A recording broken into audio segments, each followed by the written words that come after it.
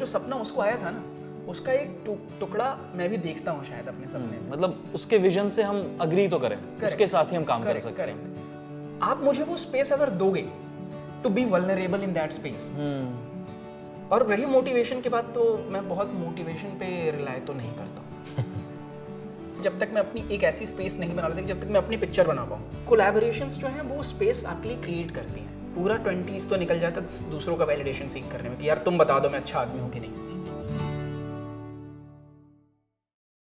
Hello hello hello. तो आज जो है एपिसोड मैं तेरा मेहमान का, वो है मेरे बहुत ही करीबी दोस्त, जिनके साथ कई बार कॉफ़ी पीते हुए मैं पाया जाता हूँ, जिनके साथ कई बार मैं अड्डेबाजी करते हुए पाया जाता हूँ।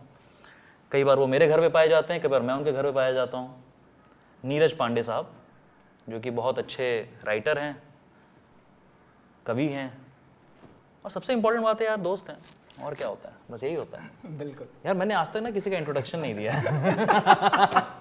मतलब जो भी जितने एपिसोड देखेंगे, मैंने किसी को ऐसे इंट्रोड्यूस ऐसे लंबा चौड़ा नहीं किया। मुझे लगता है कि जो इंसान आपसे जितना करीब होता है उसको इंट्रोड्यूस करना उतना ही मुश्किल होता है, क्योंकि आप उसको इतने पास से देख रहे होते हो। हाँ, नहीं मैं कंफर्टेबल हूँ इसलिए इंट्रोड्यूस कर दिया यार। मतलब वो बात नहीं, ऐसा ऐसे तो फिर वो गलत हो जाएगा ना, फिर वो बातचीत हो जाएगी कि मैं बाकी लोग को नहीं कर रहा हूँ, तुम्हें कर रहा हूँ। ओ ऐसा मतलब फॉर्मेट में तुमने कभी इंट्रोड्यूस ही नहीं मैंने किया? फॉर्मेट में किसी को नहीं इंट्रोड्यूस किया, मैंने बस तुम्हें किया है। पहली शुरुआत। हाँ, तो क्या हाल चाल? आज जब हम रिकॉर्ड कर रहे हैं तो आज ही मेरी एक फिल्म भी रिलीज हुई है, तो उसकी थोड़ी सी ऑफ कोर्स उसकी भी थोड़ी सी खुशी है। कच्चे नींबू, वही बिल्कुल वही, उसके कुछ डायलॉग्स मैंने लिखे हैं। उसमें एक क्रिकेटर का कैरेक्टर है, और मैंने कहा वही खुशी लेकर आज तुमसे मिलना भी था। हाँ। तो फिर हमने कहा कि यार तुमने बताया कि यार ये रिकॉर्ड कर लेते, मैंने कहा चलो एक साथ 2 काम हो जाएंगे। अरे लवली है। मतलब हमारी दोस्ती को भी कई साल हो गए नीरज। हमें मुझे लगता है कि हम एक दूसरे को जानते हैं पिछले करीब, मतलब जानते हैं पिछले 8 या 10 साल से, शायद मोरलेस 8 साल होंगे, 8-9 साल तो हो गए ज़रूर। और बम्बई आए हुए मुझे 6 साल हो गए, और मुझे लगता है जब से मैं आया हूँ तब से तो हम कॉन्वर्स, मतलब उसके पहले से, हाँ उसके पहले से हमारी बातचीत है। मैं आया हूँ, फिर हम लोग लगातार मिलते रहे हैं, and I think we became better friends during COVID के बाद पोस्ट कोविड फ्रेंडशिप है हमारी। टाइम तो लगता है यार। हाँ नहीं, कोविड के टाइम पे भी हमारी बातचीत हो रही थी, आई रिमेंबर। हम लोग लगातार बातचीत कर रहे थे, और प्लस मैं जो दूसरे जो पॉडकास्ट हैं उसमें भी स्पॉटिफाई पे लगातार तुमसे बातचीत तो होती ही रही है, तो हम लोग एक तरीके से, हाँ मैं समझ रहा हूँ कि हाँ। तुम जब शिफ्ट होने वाले थे तब I think you had come here for some work, you are recording something, I think Bihar election के आसपास कुछ शूट कर रहा था। हाँ। तो मुझे पता चला कि यार निहाल इज हियर, और मैं पहली बार, ये शायद हमारी कभी कन्वर्सेशन में बात नहीं हुई है, पर मैं देखता था कि यार फेसबुक पे हम कनेक्टेड थे, और जो मुझे लाइफ में करना था, क्योंकि मैं तभी बॉम्बे आया था। हाँ। और तुम वो सब कर रहे थे यार दिल्ली में। और मुझे लगा कि यार ये बहुत सही है, और मैं तुमसे मिलने आया था, मुझे देखना था कि यार ये क्या लड़का है, क्योंकि तुम वो उस टाइम से नहीं कर रहे थे, तुम वो आई थिंक उसके 5-6 साल पहले से कर रहे थे। और मुझे, क्योंकि मेरे दिमाग में वो कहानी चल रही ना, तो मुझे मेरा पहला मैसेज भी याद है जो मैंने तुमको भेजा था। तुमने कोई कहानी लिखी थी और मुझे बहुत ही पसंद आई थी, और वो कहानी जगह की कहानी थी, और उसकी एक लाइन भी मुझे याद है कि मैंने इतना कुछ देखा है, शहर ने कितना कुछ देखा होगा। पटना से तुम निकल रहे थे, तुमने एक फ़ोटो डाली थी एयरप्लेन की, वो फ़ोटो क्लिक की थी, और मैंने तुमको मैसेज किया था, निहाल बहुत सुंदर लिखते हो तुम। हाँ मुझे याद है, ये तो इंस्टाग्राम पे शेयर किया था मैंने। और 2016 में 2015 अगस्त के आसपास हम लोग पहली बार मिले थे इन्फिनिटी मॉल में। तो मुझे इतनी शार्प मेमोरी है, और तुम मुझसे मिलने के बाद नरेश सक्सेना जी के घर गए थे, तुमको कुछ शूट करना था। सो ये this is the memory I have of you. यार इसको तो बहुत याद है। क्योंकि मेरे लिए वो बहुत इंपॉर्टेंट था यार, मुझे था कि मैं निहाल से मिलने जा रहा हूँ। अरे नहीं मेरे लिए भी इम्पोर्टेंट था, और हम मिले, और नहीं वो, क्योंकि मेरे साथ प्रॉब्लम क्या है ना कि मैं, जैसे मैं अभी कल परसों ही किसी से बात कर रहा था, इनफैक्ट एक बहुत मेरे प्रिय लेखक हैं मिथिलेश प्रियदर्शी, उनसे मैं बातचीत कर रहा था। वो घर आए थे और उनसे मैं बात कर रहा था, और मैं बोल रहा था ना कि मैं चीज़ों को बहुत जल्दी भूल जाता हूँ। okay. और मुझे इस बात का दुख है कि मैं बहुत कुछ पढ़ता हूँ, और पढ़ते हुए मुझे पता होता है कि मैं इसको भूलने वाला हूँ। मेरी याददाश्त का प्रॉब्लम है बहुत मेजर, मतलब मैं पढ़ता हूँ, मैं कई बार फिल्म देखता हूँ, मैं उस फिल्म को भूल जाता हूँ, इस चक्कर में मैं दोबारा देखनी, कई बार मैं दोबारा देखता हूँ और लास्ट में पता चलता है और ये तो मैंने देखी हुई थी। फिर मैं किताब पढ़ रहा होता हूँ, मैं किताब पढ़ते पढ़ते भूल रहा होता हूँ, तो ये है कुछ प्रॉब्लम है, तो बहुत ज़्यादा मैं भूलता हूँ। तो मैं मिथिलेश से बात कर रहा था कि मैं ना बहुत स्ट्रगल में रहा हूँ इस चीज़ को कि इसका क्या है, लेकिन अब ना मुझे एक अब जाके इन सभी चीज़ों का एक जस्टिफिकेशन मिला है। ओके। और एक मुझे तरीका मिला है कि मैं उसको कैसे अपने लाइफ को अब मैं कैसे एक्सेप्ट करूं, कि मैं जब पढ़ रहा होता हूं या मैं जब फिल्म देख रहा होता हूं उस मोमेंट में मुझे बहुत अच्छा लगता है और मैं उस मोमेंट के लिए वो कर रहा हूं। मैं शायद वो सब कुछ भूल जाऊंगा। जैसे कई दोस्त जो मुझे जानते हैं, जो तुम्हें भी जानते हैं, हमारे जो कॉमन फ्रेंड, उनको पता होगा कि मुझे चीज़ें बिल्कुल नहीं याद हैं। और ये है मतलब कि मुझे बहुत ज़्यादा जो रेगुलर चीज़ें वही याद होती हैं। मुझे चेहरे, इंसिडेंट, चीज़ें, ये मेरा कुछ प्रॉब्लम है, मतलब है कुछ है तो है, अब क्या नहीं, है। मैं भी कई चीजें भूल जाता हूं, लेकिन मैं उन लोगों के बहुत रेस्पेक्ट में हूँ जिनको याद होती हैं यार। आई इमेंस रेस्पेक्ट। कई चीजें ऐसी हैं ना जो मैं एकदम भूल जाता हूँ। मुझे कई बार ये याद नहीं रहता कि मैंने सुबह ब्रेकफास्ट क्या किया था, लेकिन मुझे ये जरूर कई बार याद रहता है कि 7 साल पहले या 10 साल पहले या उस मोमेंट में वैसा क्या हुआ था। तो पता नहीं ये कुछ सेलेक्टिव मेमोरी है या क्या है, और इस वजह से मतलब इश्यूज भी होते हैं लाइफ में कि यार ये कैसे नहीं याद है तुम्हें। ठीक है, बट चलो आज की बातचीत जो हमें करनी है, जो मैं असल में तुमसे बहुत टाइम से करना चाहता था, क्योंकि एक्चुअली हम दोनों काफ़ी सिमिलर तरह की काम करते रहे हैं, करते आए हैं, सिमिलर स्पेसेस में हैं। तुम मुझसे बेटर कर रहे हो, ऑफ कोर्स अच्छा कर रहे हो, मुझे बहुत पसंद है तुम्हारी जितना भी लेखनी है, बहुत अच्छा है वो सब, बहुत बढ़िया है। लेकिन एक इंटरेस्टिंग चीज़ ये होता है, writing for others and writing for yourself. Writing की जो हम बात करते हैं, करेक्ट, तो because you are working in the industry, film industry में लोगों के लिए वेब सीरीज़ कभी लिखा, कभी कोई फिल्म लिखी, कभी किसी के लिए गाने लिखे, और साथ ही साथ अपनी कविता भी लिखी, अपना उपन्यास भी लिखा, हाँ है ना? करेक्ट। हाँ, दूर आसमान में वो भी लिखा।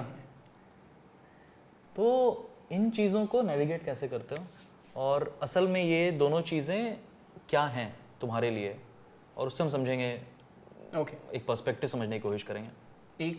इसको मैं कहानी से शुरू करता हूँ। जी। कहानी है मेरी और चार्ल्स बुकॉस्की के रिश्ते की। अरे बाप रे। मेरे फेवरेट राइटर, पोएट बुकॉस्की। और वन ऑफ द फेवरेट्स वो इसलिए हैं क्योंकि अब मुझे लगता है, जब रेट्रोस्पेक्ट में मैं देखता हूँ, कि मुझे इतना ये राइटर क्यों पसंद आया।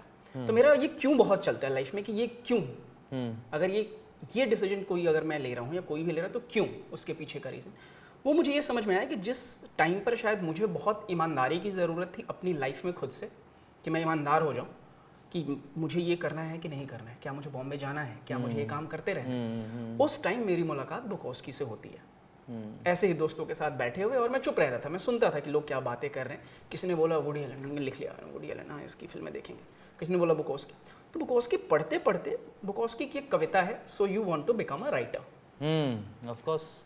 और तो ये जब कविता का मैंने टाइटल पढ़ा, मुझे लगा ये तो मुझसे बात हो रही है कि so you want to become a writer, क्योंकि मैं लेखक बनना चाहता था मुंबई आकर।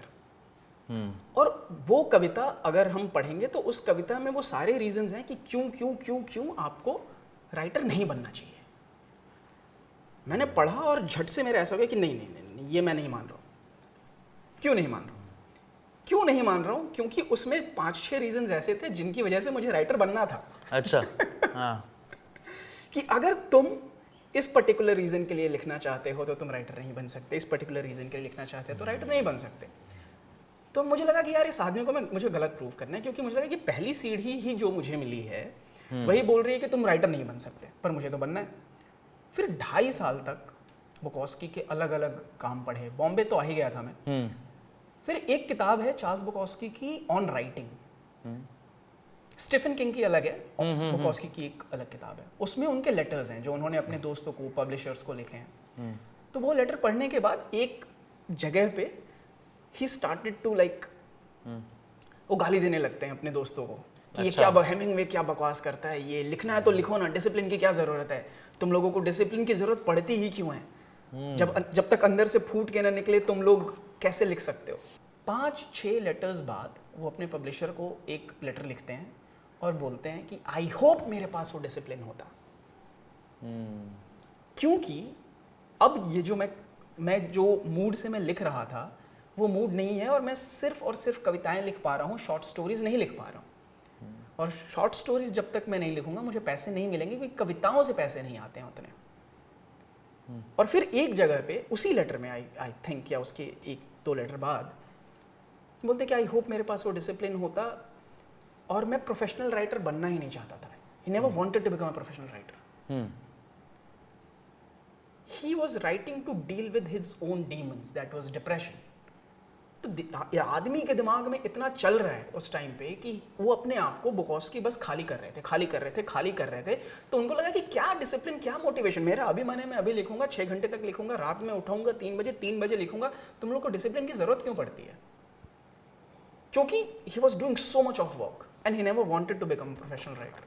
तो मेरी आधी लड़ाई तो वहीं खत्म हो गई। मैंने कहा हाँ, इनको नहीं बनना है, मुझे बनना है, तो फिर तो हमारा रास्ता सेम नहीं हो सकता। फिर आगे बढ़े, और वो किताब ख़त्म करने के बाद मुझे उस आदमी से प्यार हो गया, क्योंकि मुझे, और वहाँ से आई थिंक कहीं एक अंडरस्टैंडिंग आई होगी मुझे कि प्रोफेशनल राइटिंग अलग है और पर्सनल राइटिंग अलग है। इसका दूसरा पार्ट ये है कि एक प्रोफेशनल राइटिंग है जहाँ पे आप आते हो, अगर फिल्म इंडस्ट्री की मैं स्पेशली बात करूँ, कमीशन वर्क है। तो शुरू में you are contributing to someone's work, किसी के पास एक विजन है, उनकी कहानी है, तो उसको करने के लिए अब आप खुद उसको ट्रेन कैसे करते हो दिमाग को। मेरी शुरुआत, मुझे लगता है, मुझे कुछ भी नहीं आता था जब मैं आया था, शून्य से हुई। तो वो हर चीज़ में एक्सपेरिमेंट करना चाहता था। और जैसे नाम सुन लिया कि ये फिल्म का ये राइटर ऐसा है, ये डायरेक्टर ऐसा होता है, तो बहुत सारा एक्सपेरिमेंट, और बहुत खाली टाइम था ना, तो बहुत एक्सपेरिमेंट किया कि यहाँ से कुछ पढ़ लूँ, यहाँ से कुछ पढ़ लूँ। मतलब मैं रेलवे स्टेशन पर जाकर लैपटॉप खोल के मैंने लिखने की कोशिश की है कि अगर ये भीड़ है तो मैं भीड़ में भी कैसे लिख सकता हूँ। क्या ये जो मैं डिस्ट्रैक्शन जिसको बोल रहा हूँ, कहीं वो मेरा बहाना तो नहीं है कि नहीं मेरा लिखने का मन नहीं कर रहा, तो मैं बोल रहा हूँ कि अरे नहीं डिस्ट्रैक्शन आ गया। अरे वाह। तो एक लेवल का आई थिंक वो टाइम, वो डिसिप्लिन लगता है जब आप प्रोफेशनल राइटिंग कर रहे हो तो। हाँ, मतलब ऑफ कोर्स वो तो लगता ही वो है। बिगिनिंग है उसकी, मतलब शुरुआत वो है वहाँ से। और ये दोनों अलग अलग चीज़ें हैं। आप, मुझे लगता है, खुद को बचाने के लिए पर्सनल राइटिंग करते हैं अंदर से, और जब प्रोफेशनल राइटिंग आप करते हैं तो आप खुद को बाहर से बचा रहे होते हैं। खुद को बचाने से मतलब मेरा मानना है कि हम जो भी काम करते हैं, स्पेशली राइटिंग जो एक्सप्रेशन का काम है, हमने यही क्यों चुना, एक बड़ा सवाल है। हम कुछ और क्यों नहीं चुना? तो उसके पीछे बहुत सारे रीजंस हैं। अगर आसपास मेरी कोई बात नहीं समझ रहा है तो मैंने लिखने में वो सोलेस ढूंढा। अच्छा, तो वो आपको लगता है, बाद में आपको लगता है कि यार ये तो चॉइस थी जो आपने 5 साल पहले या 6 साल पहले ली थी, वो आपको बॉम्बे लाई नहीं, ये आपकी सिचुएशन थी जो आप 12 साल में, 11 साल में, 13 साल में जी रहे थे। उन सिचुएशंस ने आपको राइटर बनाया। तो खुद को बचाने की कोशिश में वो से मेरा वो मतलब है, खुद को कंफर्ट करने की कोशिश, और वही बुकोस्की कर रहे थे, और वही हम सब, चाहे अवेयर हों या ना हों, हम वो कर रहे हैं खुद को बचाने के लिए। खुद को बचाने के लिए जब हम पर्सनल राइटिंग करते हैं तो। मतलब इसको, मतलब मैं समझना चाह रहा हूँ, मतलब just I am just trying to understand your perspective. इसको क्या मतलब किसी स्केप की तरह देखते हो, या एक तरह का स्केप कह सकते हैं इसको। For you it is like that? हाँ, मुझे, और मैंने तो डायरी लिखने से शुरू किया, कविताएं लिखने से शुरू किया। मेरी पहली कविता थी राजनीति, 7वीं क्लास में था मैं। अच्छा। राइमिंग में लिखी थी कविता। और वो फिर आपको राजनीति में क्या क्या राइम कर रहा था? कूटनीति? हाँ नहीं वो वैसा था यार, बड़ा परिणीति भी लास्ट में आ गई थी। वो कभी कहीं और। राजनीति में वैसा वाला था कि देखो राजनीति का खेल, घूस वाले पास बाकी सब फेल, यू नो, इस टाइप की राइमिंग थी। ये पहली कविता है? हाँ, जिसके हाथ में दमड़ी है उसका सबसे मेल, जिसको फूटी कौड़ी नहीं उनका जीवन मानो जेल। अरे बाप रे, देखो राजनीति का खेल। अरे अरे अरे। सेकंड अंतरा भी है इसका। टोपीधारी नेता सरकारी रखते एकता को काटने की यारी, कहते आई बारी हमारी, वोट दो हमें भारी से भारी, जब पहुंचेंगे कुर्सी पे हम काम करेंगे ये, और जब पहुंचते कुर्सी पे वे दिखाते अंगूठा ले ले ले।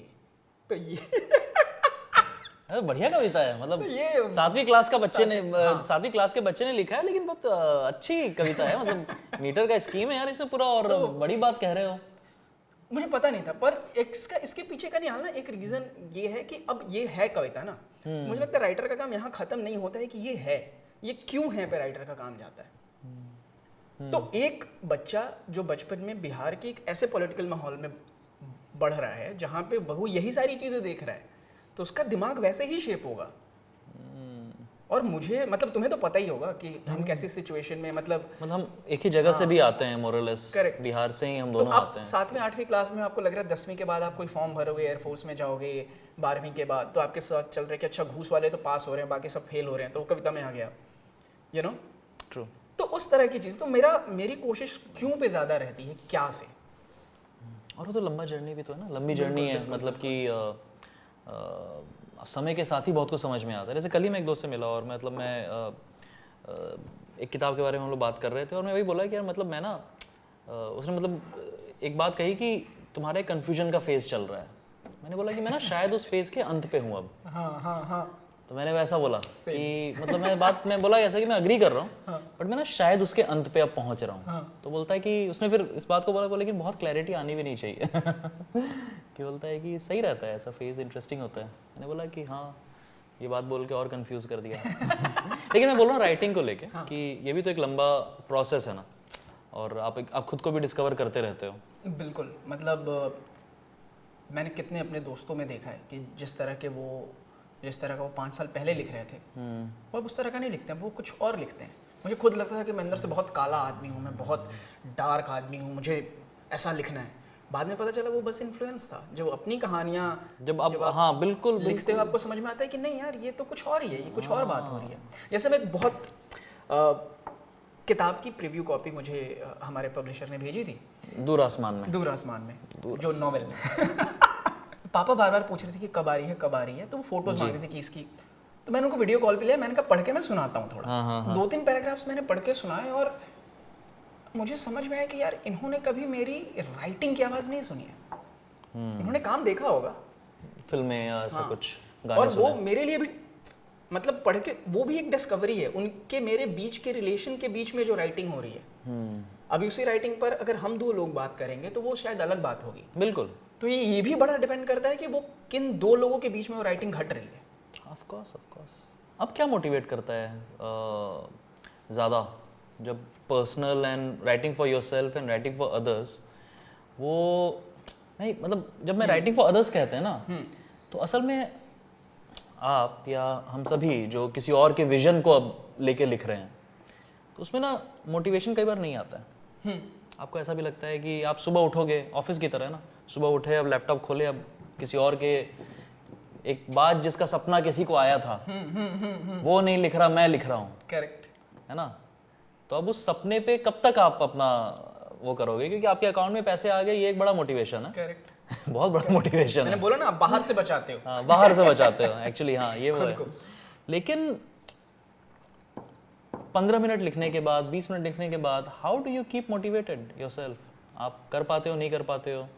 क्योंकि कुछ लोग तो इसमें ब्रिलियंट कर ही रहे हैं। दूसरे के सपने पे भी इतना सुंदर, दुनिया में इतना कुछ लिखा गया है और कुछ लोगों ने ब्रिलियंट लिखा है। डायलॉग्स इतने अच्छे लिखे हैं, किसी और को आया वो थॉट कहानी का, लेकिन किसी और ने उसको डेवलप किया और क्रिएट किया। तुम कैसे उस प्रोसेस को चलते हो? मेरा बीच में एक ऐसा फेज आया था जहाँ पे मुझे थोड़ी कोफ्त होने लगी थी कमीशन राइटिंग से। मुझे लगता था ये क्यों कर रहा हूँ मैं, क्या कर रहा हूँ। फिर मुझे समझ आया कि it is not the writing that is my problem. फिर मैंने ऐसे लोग को अप्रोच करना शुरू किया जिनसे मेरा विजन मिलता था। नाइस। कि यार वो जो सपना उसको आया था ना, उसका एक टुकड़ा मैं भी देखता हूँ शायद अपने सपने में। मतलब उसके विजन से हम अग्री तो करें, उसके साथ ही हम काम कर सकते हैं। और कई बार ऐसा होता है कि विजन से, क्योंकि बहुत सारे लोग हैं ना, कोलैबोरेटर्स बहुत सारे हैं। फिल्म में लोगों को लगता है कि एक राइटर है, एक डायरेक्टर है, बहुत सारे लोग हैं जो जिनका नाम कभी आप सुनोगे नहीं, जो पर्दे पर भी नहीं आते, पर वो फीडबैक लूप का हिस्सा होते हैं। हाँ, ट्रू। और आप डिस्कवर कर रहे होते हो उसको, और उसके साथ साथ खुद को भी। तो अब जो भी थोड़ा बहुत काम किया है, मुझे लगता है कि एक जगह पे जाकर थोड़ा सा उस राइटिंग को मैं मेरी और उस राइटिंग के रिलेशनशिप को बेटर समझने लगा। तो अब मेरा गोल होता है कि मेरी इंडिविजुअलिटी को, या मैं जो भी चीज़ टेबल पे ला रहा हूँ, उसको सामने वाला कितना वैल्यू कर रहा है। ओके। तो अगर तुम मेरे पास आ रहे हो कि नीरज ये हम काम करना है, तो मैं बोलूँगा निहाल भाई कितने टाइम में करना है, थोड़ा एक अपना विजन दे दो कि क्या क्या है, और फिर मैं अपना विजन में लाऊंगा। आप मुझे वो स्पेस अगर दोगे to be vulnerable in that space, कि अगर 2 आइडियाज तक हमें पहुंचना है तो हम 15 आइडियाज ले आए, और 15 आइडियाज में से वो 10 आइडियाज खराब भी होंगे। तो अगर मैं आपके सामने खराब आइडियाज प्रपोज करने का कॉन्फिडेंस रख सकता हूं कि I can be vulnerable with Nihal, कि निहाल ये देखो, ये 4 चीज़ें बहुत अच्छी हैं, पर ये 6 चीज़ें हैं जो बहुत खराब भी हैं, तो मुझे लगता है वो कोलैबोरेशन बहुत अच्छा होता है। अगर आप किसी कोलैबोरेशन में वल्नरेबल नहीं हो सकते, और रही मोटिवेशन की बात, तो मैं बहुत मोटिवेशन पे रिलाय तो नहीं करता हूँ। जैसे एक चीज़ बहुत है कि लोग कहते हैं कि रोज़ लिखना चाहिए, मुझे नहीं लगता है रोज़ लिखना चाहिए, पर हाँ रेगुलर लिखना चाहिए। हाँ, रोज़ तो बड़ा, अगर हफ्ते में आप 3 दिन 4 दिन भी रेगुलरली उस रिदम में बने हुए हो, हाँ, वो असल में वो मतलब मेरे ख्याल से वो रिदम आपका ब्रेक नहीं होना चाहिए। आप मतलब, और धीरे धीरे आपकी ट्रेनिंग भी वही होती है ना कि आप कैटेगराइज करते हो कि हाँ, दिन का फर्स्ट हाफ जैसे आज मैं कुछ और करके आया हूँ, और सेकंड हाफ मैं निहाल भाई के साथ ये वाला रिकॉर्ड करूंगा। तो अभी मेरे दिमाग में और कोई चीज़ नहीं है। अब मैं यहाँ से अगर निकलूंगा तो फिर मैं फ़ोन ऑन करूंगा और फिर वो एक गेम शुरू हो जाएगी। तो ये इस तरह से कुछ सही बनता है। जैसे फोटोग्राफी मुझे बहुत पसंद है, और फोटोग्राफी में ना पहले के समय में ये कहा जाता था कि रोज़ एक फ़ोटो लेना चाहिए। ओके। फोटोग्राफर्स को ये सजेशन दिया जाता था, मतलब दिस वाज अ रूल कि every day 1 photo, you should click 1 photo every day. जैसे राइटिंग में तो हर दिन लिखो, लेकिन ये तब की बात है जब मोबाइल नहीं था। महीने में 36 फोटो। हाँ, तो आगे यार, तो एक मतलब कि आप नहीं भी कर रहे हो तो एक रील तो आपका एक महीने आपका चलेगा। करेक्ट। तो कभी एक खींचा, कभी 2 खींचा, कभी 4 खींचा। तो मैं रघु राय की कुछ पढ़ रहा था और उनका इंटरव्यू देख रहा था, तो उनसे किसी ने पूछा है कि आप भी रोज़ फोटो खींचते? बोलते हैं कि हाँ, मैं कई साल तक मैं रोज़ एक फोटो तो ज़रूर खींचता था, लेकिन फिर बाद में मोबाइल ही आ गया यार। फिर रोज 10 फोटो खींच रहे हैं। फिर ये होगा कि रोज एक अच्छी फोटो खींचो। हाँ, वो स्ट्रगल वो है ना, वो स्ट्रगल की अपना वो स्पेस फाइंड करना। और एक टाइम के बाद, जैसे कि रघु राय या किसी भी आर्टिस्ट का, जैसे रघु राय का इंटरव्यू में मतलब मैं जो सुन रहा था उनका, उन्होंने बोला एक समय के बाद मुझे रोज खींचने की जरूरत नहीं होती थी। करेक्ट। क्योंकि मैंने 30 साल रोज खींचा था। करेक्ट। तो मैं 31वें साल मुझे जरूरत नहीं था कि मैं उस दिन भी रोज खींचूं, क्योंकि वो आपको समझ में आ जाता है ना। और इसमें एक चीज़ और है कि अगर आप जैसे दिन में 3 काम कर रहे हो, तो कई बार 3 काम हो जाते हैं, लेकिन अगर दिन में आपके पास 1 काम है तो आपको लगता है पूरा दिन पड़ा यार। हाँ, ट्रू। अभी ये कर लेता हूँ, कॉफ़ी पी लेता हूँ, अच्छा चलो एक एपिसोड ये देख लेता हूँ, शाम को 4 बजे करूँगा। 4 बजे किसी दोस्त का फ़ोन आ जाएगा, बोलेगा कॉफ़ी पे मिल लो। फिर आप निकल जाते हो और वो काम नहीं हो पाता है। तो मुझे लगता है अगर किसी इंसान के पास बहुत सारा काम है तो बहुत सारा काम निपटा सकता है। तो जिसके पास ज़्यादा काम है आप उसको काम दो। हाँ, उसको पता है कि कैसे सेग्रीगेट करना है। हाँ, ये तो है, ये तो बिल्कुल सही बात है। अपने लिए लिखा तुमने दूर आसमान में, उसका मोटिवेशन, जैसे कि तूने बोला कि तुम दूसरे के लिए लिखने के लिए मोटिवेशन पे रिलाई नहीं करते हो, बट जब तुमने उपन्यास लिखा उसके लिए तो एक मोटिवेशन रहा होगा। क्योंकि मुझे याद है, क्योंकि इस पूरे उपन्यास के दौरान ना हमारी कई बार बातचीत हुई है। और मैंने ऊपर से पढ़ा है तुम्हारा novel, I read very initial draft, और वो भी मैंने ऐसा नहीं, मैंने तुम्हें बताया था कि मतलब ऊपर से पढ़ा है। तुम्हें भेजने के बाद हाँ, तुम्हारी तुमने मना कर दिया था। मैंने एडिट किया है भाई। हाँ, लेकिन तुमने मना भी, भेजते ही मना कर दी, इसको मत करना, मैं कुछ और कर रहा हूँ। बट मैंने तब तो बोला था कि अरे मैं ऊपर से तो पढ़ लिया। और वो एक लंबा प्रोसेस चला तुम्हारा, लिखने का, उसको एडिट करने का, फिर पब्लिशिंग का जो प्रोसेस है। इस पूरे टाइम पे मतलब हमारी बहुत ज़्यादा बात नहीं हुई इस पे, लेकिन आई कुड सी वो ना, एक स्टोरी को लेके ना तुम्हारे अंदर एक छटपटाहट थी कि वो इतना, क्योंकि तुम्हारे बहुत पर्सनल स्पेस से निकली हुई कहानी है, and I could sense that छटपटाहट कि तुम इस कहानी को अब कहना चाहते हो, लिख रहे हो, वो प्रोसेस है। लेकिन वो क्या मोटिवेशन, उसके लिए तो मोटिवेशन चाहिए था, या वो भी बिना मोटिवेशन के हुआ? उसके लिए छटपटाहट चाहिए थी, मोटिवेशन नहीं।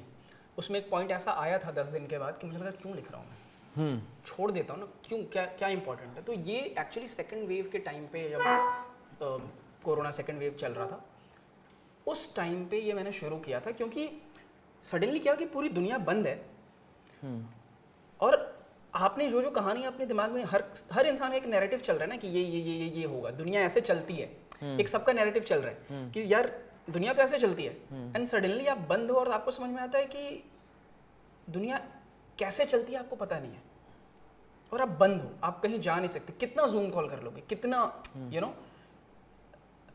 एक थॉट था जो मुझे परेशान करने लगा था कि इतने टाइम में एक चीज़ के साथ एक चीज़ को समझने की कोशिश चल रही है और वो चीज़ अब बिल्कुल भी समझ नहीं आ रही। तो मैंने कहा कि ये शुरू करते हैं। तो फर्स्ट ड्राफ्ट में जो तुम्हारे पास है उसमें उसकी शुरुआत की लाइंस कुछ अलग थी, वो डिस्कवरी की लाइंस थी कि यार वो वैसा था कि कोई पूछता है कि ये कैसे हुआ, वो उस टाइम पे डिफाइंड भी नहीं था। वो लिखते डिफाइन हुआ कि क्या, किस चीज़ की बात, क्या डिस्कवरी है। 10 दिन लिखने के बाद उस टाइम पे एक मेरी फिल्म रिलीज़ हुई थी, उसके मैंने गाने लिखे थे, राम प्रसाद की 13वीं। तो एक मेरे बड़े प्यारे दोस्त हैं, उनके पापा को वो फिल्म देखनी थी, राम प्रसाद की 13वीं, और वो घर गए हुए थे। उनका मैसेज आया कि पापा को एडमिट कराना है हॉस्पिटल में, कमरे कहीं नहीं मिल रहे थे, उनको मिल गए थे देहरादून में। अंकल को एक वैक्सीन का डोज भी लगा था, and they were very like कि कोई टेंशन की बात नहीं है। और मैं 4 बजे से 5 बजे का टाइम मैंने रखा था कि मैं रोज़ 4 बजे शाम को बैठूंगा और 5 बजे ऐसे कॉफ़ी बनाऊंगा, बैठूंगा, लिखूंगा, और रोज़ का 1000 वर्ड मैं लिख के डालूंगा। तो ये था, ये इट स्टार्टेड विजन था। हाँ, कि रोज़ का 1000 वर्ड, तो अगर 70,000 भी करना है तो 2 महीने में मैं ख़त्म तो कर ही दूंगा। अरे वाह। नो मैटर व्हाट, कि वो करना है, ये करना है। और हमने एक मास्टर क्लास भी ली थी राइटिंग की। तो नील गेमन साहब ने बोला कि फ़र्क नहीं पड़ता है कि तुम किस दिन खराब लिख रहे हो, at the end it is a book, एक पूरी किताब है। तो एक दिन मैं बैठा था और कुछ 3:13-14 के आसपास का टाइम होगा, और मेरे उन दोस्त का फ़ोन आया, फ़ोन नहीं आया, मैसेज आया, सॉरी। और मैसेज में लिखा था कि पापा राम प्रसाद की 13वीं नहीं देख पाए। और मैं बैठा रह गया, मैं वो मैसेज देख रहा हूँ। और क्या होता है कि जब मौत दूर हो रही होती है ना, तो हमारे लिए नंबर्स होती है, और जब पास हो रही होती है, इसलिए तो मुझे लगता है कि आपके पास जितनी मौत है ना, आप उसमें अपनी मौत देखते हो, इसलिए ज़्यादा डरते हो। तो ये एकदम पास की चीज़ थी कि यार ये यही घट रहा है, ये जो मेरे पास मैसेज आया है ये कुछ फिक्शन नहीं है, एक इंसान गया है। तो मैं बैठा रहा हूँ, मैंने कहा क्या फ़ायदा। और वो अंकल रिटायर हुए थे उस टाइम पे, और उनके आगे के प्लान्स थे लाइफ में। मैंने देखा क्यों लिख रहा हूँ मैं पेंडेमिक में, पता नहीं से बाहर निकलेंगे नहीं निकलेंगे क्या। तो मैंने सोचा कि नहीं लिखना है तो क्या करना है। तो बात वहाँ उस पर गई कि नहीं लिखना है तो फिर बाहर भी क्यों जाना है, कुछ भी क्यों करना, किसी से बात भी क्यों करनी, कॉफ़ी भी क्यों बनानी। मतलब अगर नहीं, कुछ नहीं करना है, अगर मर ही जाना है, लिखना भी कुछ करने का पार्ट है ना, तो कुछ भी मत करो, फिर बैठे रहो यहीं पे, मौत का इंतज़ार करो और ख़त्म। मैंने कहा नहीं यार, ये तो नहीं हो सकता। अब 3:50 के आसपास का टाइम हो गया, राइटिंग का टाइम 4 बजे पहुँच रहा है। मैंने कहा क्या करना है, मैंने कहा नहीं, मैं लिखूँगा आज भी। और मुझे एकदम ब्लैंक था मैं कि क्या लिखूँगा मुझे नहीं पता है। तो मैंने कहा कि मैं इस बारे में लिखूँगा कि मैं नहीं लिख पा रहा हूँ। 4 बजे लैपटॉप खोला, 1000 में से 600 वर्ड्स मैंने इस बारे में लिखे कि मैं कैसे नहीं लिख पा रहा हूँ और क्यों नहीं लिख पा रहा हूँ। और 600 वर्ड लिखते लिखते वो जो ये बात है, खुद को बचाने वाली जो बात मैंने शुरू में की थी, मुझे लगा कि ये निकल गया, कुछ थोड़ा हल्का हुआ। और फिर मैंने 1000 वर्ड लिखे, और मैंने देखा इनके 1600 वर्ड्स हो गए यार, ये इंटरेस्टिंग। फिर उस दिन रात में उस स्टोरी ने खुद बुलाया, मतलब वहाँ से वो स्टोरी खुली। उस दिन रात में मैं 11:30 बजे बैठा और 3000 वर्ड्स और डाले। अच्छा। रात के 2:30 बज गए, और अब मेरा 4 से 5 वाला टाइम रात के 11 से 2 बजे 2:30 बजे का हुआ, और फिर मैंने 3000 वर्ड्स रोज डाले।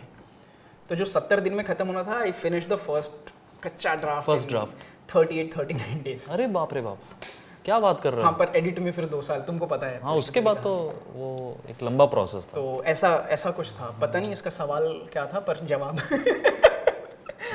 तुमने सवाल तो देखो हाँ मतलब तुमने पूछा था कि दूर आसमान में के बारे में इसका ये कहाँ से आया, मोटिवेशन क्या था, पर प्रोसेस एक ये था, प्रोसेस ये था, प्रोसेस और उसका उसके बीच की कहानियाँ कुछ ये रही। हाँ कहानी तो तुम्हारे लाइफ से निकली ना। हाँ मतलब वो एक रियलिटी से निकलती है और फिर वो एक फिक्शन की तरफ जाती है मतलब। वो क्या और पर उसके बाद खाली हुआ हूँ मैं, काफ़ी खाली हुआ हूँ कई चीज़ों पे। खाली हुआ मतलब? कई चीज़ें जो मुझे जिस तरह से पहले ट्रिगर करती थी अब वो नहीं करती हैं। अब लगता है हाँ ठीक है, अब मुझे लगता है मुझे इसमें बोलने की ज़रूरत नहीं है ना।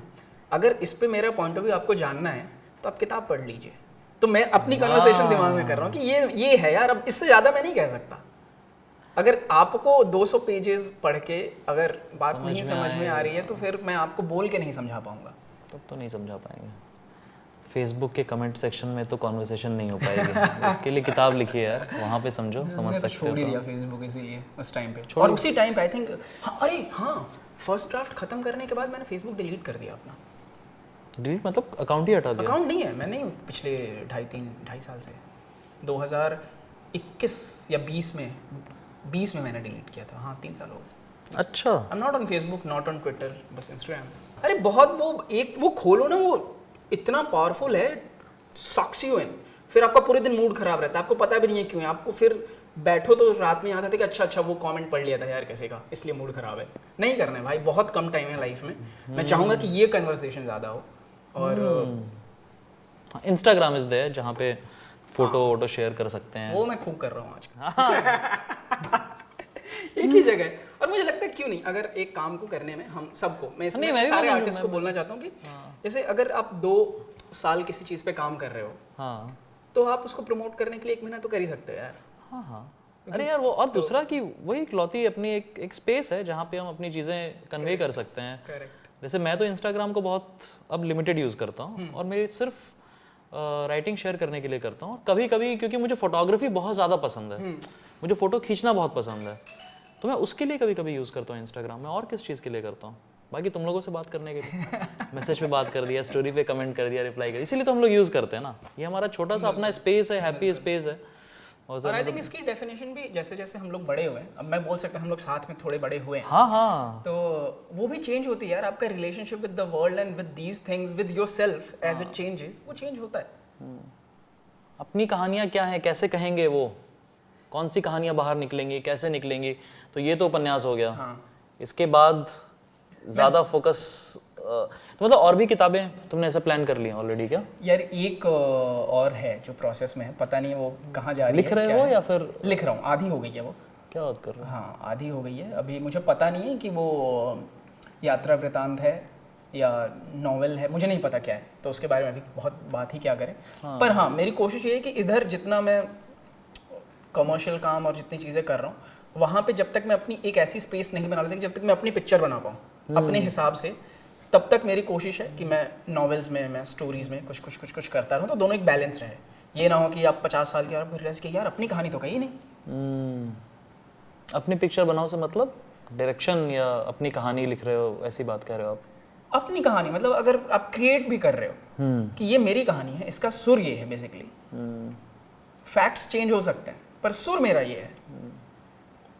तो फाइंडिंग ए वॉइस वाली बात है, वो फिल्मों में वो, और वो फाइंडिंग ए वॉइस तो शायद वो आपको मिल भी चुका हो, लेकिन वो होता है ना कि ना बहुत, लेकिन वो है ना मतलब कि आपको अपनी वॉइस कहने का स्पेस भी मिलना तो बड़ा मुश्किल प्रोसेस है कि और ये कोलैबोरेशंस जो हैं वो स्पेस आपके लिए क्रिएट करती हैं कि हमने अगर साथ में काम किया तो एक चीज़ और है कि हम बहुत अच्छे दोस्त हो सकते हैं, लेकिन कई बार जब हम कोलैबोरेट करेंगे तो वो शायद बात ना बने, अलग इंसान निकल आए यार, तो वो हो सकता है। Collaboration brings faith from other person कि हाँ इसको समझ में आता है इन द सेंस कि वाइब मैच होती है, चीज़ें हैं, इनके साथ किया जा सकता है। तो धीरे धीरे आपको बड़ी रिस्पॉन्सिबिलिटीज ये इंडस्ट्री भी देने लगती है, लोग भी देने लगते हैं। ऑफ कोर्स आपका खुद पे भरोसा बढ़ता है, दूसरों का भी भरोसा आप पे बढ़ता है, और eventually then people get into creating shows and directing shows.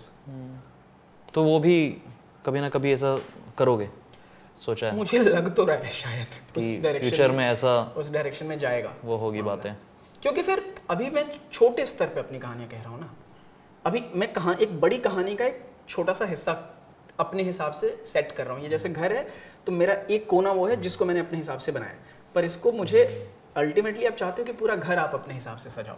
हाँ, आपका एक सेंस ऑफ एस्थेटिक समझ में आया है लोगों को, ऐसा वो सब और चीज़ें। लोगों से ज़्यादा मुझे अभी इस स्टेज पे आज का सच ये है कि मुझे लगता है कि मुझे खुद भी अपने बारे में समझना ज़रूरी है, क्योंकि पूरा 20s तो निकल जाता दूसरों का वैलिडेशन सीख करने में कि यार तुम बता दो मैं अच्छा आदमी हूँ कि नहीं, तुम बता दो यार मैं ठीक काम कर रहा हूँ कि नहीं। ये 20s में चल रहा है, मतलब हमारी जनरेशन में तो एटलीस्ट था ही। अब धीरे धीरे जैसे आप बड़े हो रहे हो, हमने उलझा रखे था बहुत अलग अलग जगहों पे, अब आप अपनी जगह तलाशते हो। तो उसका एक ही तरीका है कि काम करो, फेल हो, सक्सेसफुल हो, जो भी हो, बट वो आपको बताएगा कि ये आपकी आवाज़ क्या है। जैसे मैंने बोला ना कि मुझे लगता है मैं डार्क आदमी हूँ, मैं शायद नहीं हूँ डार्क आदमी, या शायद हूँ, यू नेवर नो। वो तो नहीं, डार्क तो नहीं अंदर से ऐसा कुछ नहीं, मुझे जितना अभी तक समय हमने बिताया है, मुझे पता है कि there is a very tenderness in you. वो मुझे ना तुम्हारी कहानी में भी, जो उपन्यास में भी है, वो असल में एक टेंडरनेस है ना, तो वो कन्वे होता है। एंड और जो तुम्हारी कविताएं भी हैं, और तुमने जो फिल्मों के लिए भी जो लिखा है ना, सो मैं असल में सवाल पूछ रहा हूँ, लेकिन मुझे ना कुछ चीज़ों के जवाब भी पता है जो हो सकता है ना, क्योंकि एज एन आउटसाइडर ना आप भी बहुत ऑब्जर्व करते हो। तो मैं तो बताता हूँ, जो मेरा जो ऑब्जर्वेशन है, जो मैंने समझा हूँ अभी तक तुम्हारे बारे में, वो ये है कि आप जो क्रिएट कर रहे हो दूसरे के लिए भी, आप अपना भी तो कुछ डाल रहे हो ना उसमें। बिल्कुल। You always put in something which is very tender. उसका सोल जो है ना, उसका जो ट्रुथ है वो बहुत टेंडर है, टेंडरनेस है, जिसको आप सुनना चाहते हो। जैसे वो राम प्रसाद में जो गाने हैं, वो जो कितना सुंदर है, वो एक अधूरा काम है तुमको बतलाना है, जो भी है words about it, you know, मतलब तुमने लिखा है या फिर वो मुझे उसका गाना बहुत पसंद है, कामयाब का जो गाना है, क्या था, सिकंदर, जिंदगी की गद्दारी से कई सिकंदर हारे हैं। जिंदगी की गद्दारी से कई सिकंदर हारे हैं। अब इसमें, अब ये जिसके पीओवी से ये कहानी है, ऑफ कोर्स वो कैरेक्टर है, विजन किसी और का वो है, लेकिन जो लार्जर ट्रुथ लेकर आ रहे हो ना वहाँ पे, उसमें एक तरह का वो है यार, मतलब बहुत टेंडरली प्रेजेंट कर रहा हूँ। यार मैं बहुत थैंकफुल हूँ मेरे दोस्त हार्दिक मेहता और सीमा जी का, जो ये सब लोग इतने बड़े होने के बाद भी मुझे एक नए लड़के पे उन्होंने भरोसा किया, और उन्होंने वो स्पेस दी भरोसे से ज़्यादा। हाँ, वो स्पेस दी जिसकी बात मैं कर रहा था कि कोलैबोरेशन की आप स्पेस दे रहे हो, इतना सुंदर कोलैबोरेशन का। और ये गाने मैं कभी नहीं लिख पाता अगर सिर्फ अपने लिए लिखता तो। हाँ क्या? क्योंकि मेरी लिमिटेड समझ है ना रिदम की। मुझे वो 4 रिदम टक टक टक टक टक टक टक, वो इसके ही 4 वेरिएशंस मुझे आएंगे। लेकिन जब एक आपको ट्यून मिलती है जो एक म्यूजिक कंपोजर ने बनाई हुई है, तो वो अरीना बढ़ जाता है, फिर आप उसमें खेलते हो। अरे हाँ, तो वो एक, अगर ये इन लोगों ने मुझे वो जगह नहीं दी होती तो ये नहीं हो पाता। और यही एक तरीका भी, और मुझे मतलब बहुत ऐसा, तुमसे शायद ये हमारी पहली बार बात हुई है सुन के, यही है सेल्फ डिस्कवरी शायद, कि हाँ शायद ये है यार, ये कैसे। हाँ। आप तो बहुत क्लोज हो ना, आपको अपने मन का सारा मैल भी दिख रहा है, आपके मन की काई भी दिख रही है, लेकिन वो जो पानी ठहर के कहाँ जा रहा है वो शायद थोड़ा डिस्टेंस ऑब्जर्व करने पे पता चले। सही है। तो ये observation it's very valuable for me, self discovery की तरफ ले जाता है। और बहुत मज़ेदार यार, मतलब मैं हमेशा जब भी बात करता हूँ तो आई गेट दिस एक बड़ा प्यारा सा, एक जो भी कुछ देर पहले वर्ड यूज़ किया ना, टेंडरनेस, तो अभी भी बात करके ना एक बड़ा आई कुड सेंस दैट, वो फीलिंग आ गई कि अरे कितनी प्यारी बात है। नहीं, मेरे लिए तो ऐसा है कि मैं बहुत टाइम से चाहता था कि हम यहाँ, मैं इस तुम्हारे शो पे आऊँ, क्योंकि ये जब तुम शुरू कर रहे थे, मुझे पता है, याद है कि हमारी बात हुई थी इस बारे में। और आज मैं उस लड़के के शो पे हूँ जिसको मैंने फेसबुक पे स्टॉक किया। अरे बाप रे बाप उसको मैसेज भेजा, और मैं मिलने के लिए उस तरह से आतुर था। और आज ये हमारी जो मुलाकात है, ये हम रिकॉर्ड कर पाए। So thank you so much कि तुमने बुलाया, और ये हमारी बात हुई। और कॉफ़ी तो देखो बढ़िया थी ही। यस, जैसा हमें एज ऑलवेज कॉफ़ी इज़ की टू ब्यूटीफुल इवनिंग्स। ठीक है, चलिए, मज़ेदार बातचीत के लिए बहुत बहुत शुक्रिया भाई।